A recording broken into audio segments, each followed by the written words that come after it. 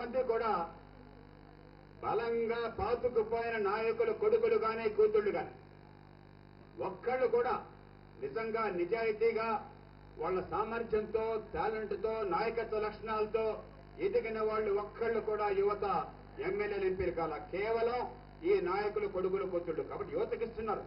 కానీ వాళ్ళ దృష్టిలో యువత అంటే ఎవరు అంటే మైక్ తీసుకుంటారు. వాళ్ళ దృష్టిలో యువత అంటే ఎవరు అంటే ఈ నాయకులు కొడుకులు కూతుళ్ళు. మిగిలిన యువతంతా వాళ్ళకి ఎవరు అని చెప్పంటే కేవలం జెండాలు పట్టేటువంటి పల్లకీలు మోసే బోయిలు. లోక్సత్తా చేస్తున్న పోరాటం దాని గురించే. లోక్సత్తాలో 85% సభ్యులు 25-30 లోపల ఉన్నవాళ్ళు. మళ్ళీ ఇంకోసారి వినండి. లోక్సత్తాలో సభ్యులు 85% మంది 25-30 లోపల వాళ్ళు. 2009 ఎలక్షన్లో లోక్సత్తాలో పోటీ చేసిన వాళ్ళు 170 మంది యువత. ప్రత్యేకంగా రిజర్వేషన్లు కూడా కాదు. ఎవరికి సామర్థ్యం ఉంటే, ఎవరికి సంకల్పం ఉంటే, ఎవరు నిజాయితీ పరులైతే మీరే అక్కడ అభ్యర్థిత్వానికి అర్హులు, మీరే నాయకత్వానికి అర్హులు, మీరు రండి ఈ రాజకీయాన్ని మార్చుకోండి ఏర్పాటు చేస్తున్న ఏకైక వ్యవస్థ భారతదేశం మొత్తంలో ఇవాళ లోక్సత్తా. అంతేకాదు, లోక్సత్తా అంటే చాలా మంది నా పేరు చెప్తారు, కానీ నేను కాదు. వేలాది మంది మీలాంటి వాళ్ళు ఉన్నారు. ఇది అర్థం కావాలని చెప్పనే ఈ రాష్ట్రంలో వచ్చే ఏడాది 2012లో లోక్సత్తా పార్టీ నాయకత్వం కోసం ఎన్నికలు జరగబోతున్నాయి. నేను బహిరంగంగా ప్రకటించాను, నాయకత్వం కోసం నేను పోటీ పడను. యువతరం నుంచి మీరు రండి, మీరే నాయకులు కండి. మళ్ళీ లోక్సత్తాలో యువతరం నాయకులు అని చెప్పంటే జేపీ కొడుకో కూతురో కాదు, ఇప్పటికే కాదు, ఏనాటికి కాదు. కాబట్టి కొత్త రాజకీయాన్ని సృష్టించాలి. దానిలో మీరంతా పాలు పంచుకోవాలి. పాలు పంచుకోవడం అంటే రాజకీయం పేరుతో చదువు లెగ్గొట్టడం కాదు. పాలు పంచుకోవడం అంటే రాజకీయం పేరుతో ఏ ఆదాయం లేకుండా పైలా పచ్చేసిగా తిరగడం కాదు. పాలు పంచుకోవడం అంటే రాజకీయాన్ని ఆదాయ మార్గంగా భావించి సమాజం మొత్తాన్ని దోచుకోవడం కాదు. రాజకీయాల్లో పాలు పంచుకోవడం అని చెప్పంటే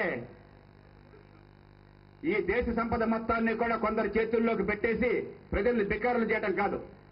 మన బతుకులు మనం గౌరవప్రదంగా గడుపుకుంటూ మన జీవితాన్ని మనం సాగిస్తూ మనకు నచ్చిన వృత్తి, మనకు అవకాశమైన వృత్తి, వ్యాసంగం, వ్యాపారం ఏదైనా సరే నిజాయితీగా చేసుకుంటూ సమయాన్ని, శక్తిని 10 మంది అవసరం కోసం అని చెప్పని కేటాయించి ఈ దేశాన్ని మార్చుకోవటం నిజమైన రాజకీయం.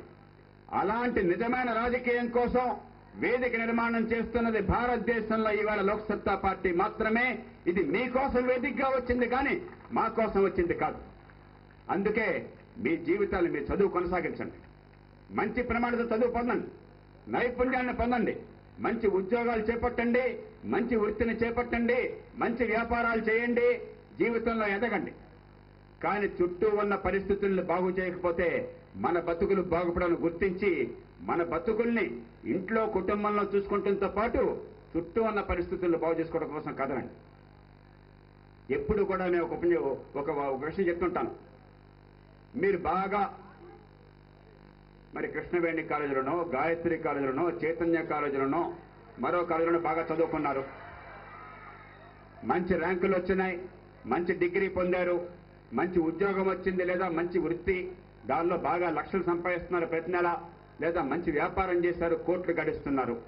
ఓ పెద్ద కోటగోడలతో పెద్ద మేడ కట్టారు, ఇల్లంతా జిగేలు మనిపించేట్టుగా ఉంది, బ్రహ్మాండంగా ఉంది, నిజాయితీగా సంపాదించుకుంటున్నారు, గౌరవంగా దర్జాగా బతుకుతున్నారు.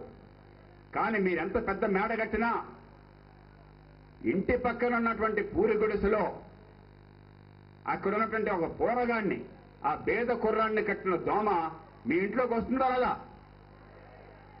మీ ఇంటికే వస్తుంది, వచ్చి మిమ్మల్ని కొడుతుందా లేదా? మిమ్మల్ని కొడుతుంది. నేను ఇక్కడ ఖమ్మంలో గెస్ట్ హౌస్కి వచ్చాను, రాగానే దోమలంతా దర్శనం ఇచ్చిన గెస్ట్ హౌస్ లో జేపీ గారు వచ్చాడు, జేపీ గారు వెళ్దాం దోమని అనుకుందా? అనుకోలేదు కదా. మొన్ననే హైదరాబాద్ లో బంజారా హిల్స్ లో కొత్తగా లోక్సత్తా కొత్త ఆఫీసులోకి వెళ్ళాం మేము. పక్కనే ఒక లేక్ ఉన్నది, ఆ లేక్ పుణ్యం అని చెప్పని కొన్ని లక్షల దోమలు ఆఫీస్ చుట్టూ ఉన్నాయి. మన సాయంత్రం ఆఫీస్కి వెళ్తే, మన పొద్దున ఆఫీస్కి వెళ్తే నా రూమ్ అంతా దోమలే. అరే పాపం నిజాయితీగా